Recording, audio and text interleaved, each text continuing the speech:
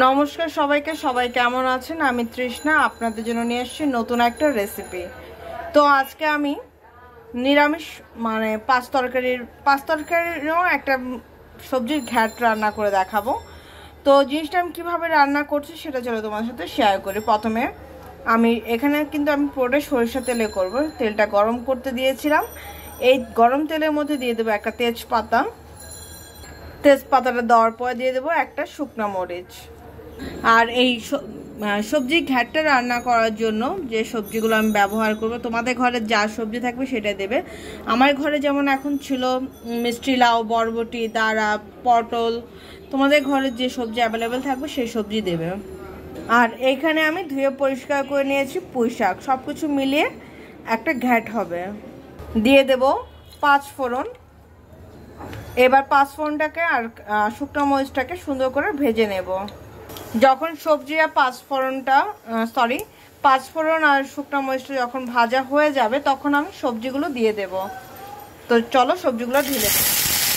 সকল সবজি দেওয়ার পর দিয়ে দেব কাঁচা মরিচ, দিয়ে দেব পরিমাণ মতো লবণ, দিয়ে দেব 1 চামচ হলুদের গুঁড়া, দিয়ে দেব 1 চামচ ধনিয়া গুঁড়া।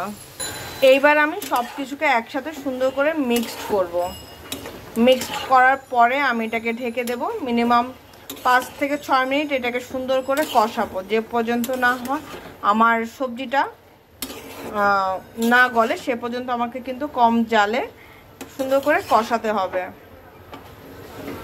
তো চলো আগে কষানো হোক। এখন আমি এটাকে ঢেকে দেব, মাঝে মাঝে 2-1 বার নেড়ে দেব। দেখো আমার কিন্তু সবজিগুলো সুন্দর মতন কষানো হয়ে গেছে। আমি এটাকে আরও কষাবো। এটা তো আর তোমার জল দেব না, জিনিসটা সবজি থেকে যে জল উঠবে সেই সবজি থেকেই আমি সেটাকে সুন্দর করে কষিয়ে কষিয়ে রান্না করব। তো এখন আমার যেহেতু সবজিগুলো গলে গেছে, এখন আমি দিয়ে দেব ধুয়ে রাখা পুঁই শাক। কারণ পুঁই শাকের যে ডগাগুলো আছে সেগুলো কিন্তু একটা কষানোর বিষয় আছে, তা না হলে কিন্তু খেতে ভালো লাগবে না। এর মধ্যে যদি মশলাপাতি না ঢোকে তাহলে কিন্তু ভালো লাগবে না খেতে। আমি অলওয়েজ চেষ্টা করি তোমাদের ঘরোয়া পদ্ধতিতে বা ঘরোয়াভাবে অনেকভাবে অনেক রান্নাই দেখানো যায়, চাইনিজ রান্না দেখানো যায়। আমার আসলে মেন থিমটাকে আমি তোমাদের বলি যে আমরা নিত্যদিনে যে জিনিসগুলো খাই বা সেইগুলোই যেন আমি তোমাদের সাথে শেয়ার করি। ঘরোয়া খাবার, কারণ আমরা পোলাও, বিরিয়ানি সেগুলো তো আমরা সবাই খাই, তাই না, কম বেশি। আর এগুলো কিন্তু আমরা ডেইলি খাই না। তো নিত্যদিন কিন্তু একই ধরনের খাবার খেতে ভালো লাগে না, একইভাবে খাবার খেতে ভালো লাগে না। একটু ভ্যারাইটি আনলে সেই খাবারটা খেতে ভালো লাগে। তো এর জন্যই আমার চ্যানেলে খুব বেশি কিন্তু পোলাও, মাংস, কোরমা সেগুলো কখনোই দেখবে না। দেখবে কিন্তু খুব কম, রেয়ার। রান্না হয় না যে আমাদের সেরকম কিন্তু না, রান্না হয়, কিন্তু আমি ইচ্ছা করে সেটা ক্যাপচার করি না বা ভিডিও করি না। কারণ আমি চাই যে রেগুলার ওয়েতে আমরা যে ধরনের জিনিস খাই, কারণ প্রতিদিন এক ধরনের জিনিস খেতে ভালো লাগে না। তো একটু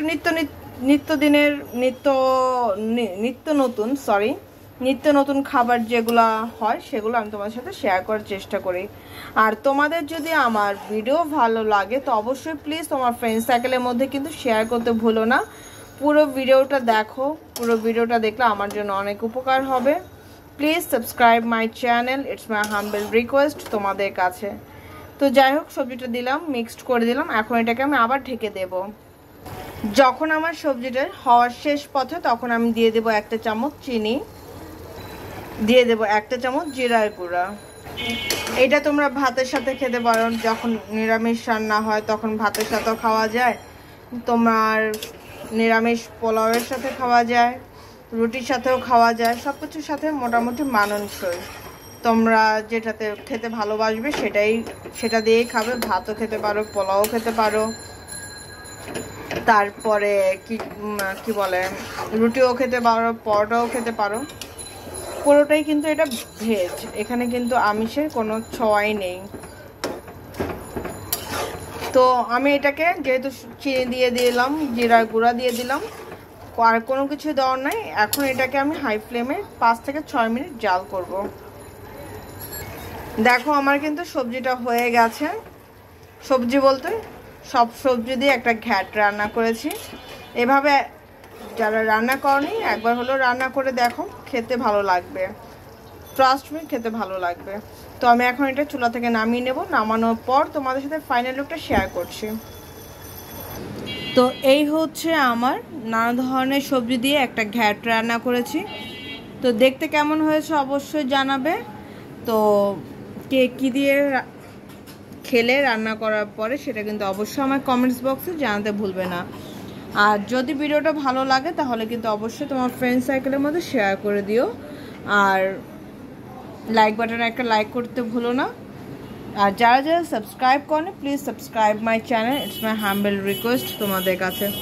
তো সবাই ভালো থেকো, সুস্থ থেকো, আর আমার জন্য আশীর্বাদ করো আমি যেন নিত্য নতুন তোমাদের ভিডিও দিতে পারি, নতুন নতুন ভিডিও নতুনভাবে প্রেজেন্ট করতে পারি। তো আজকের জন্য এতটুকুই, টাটা।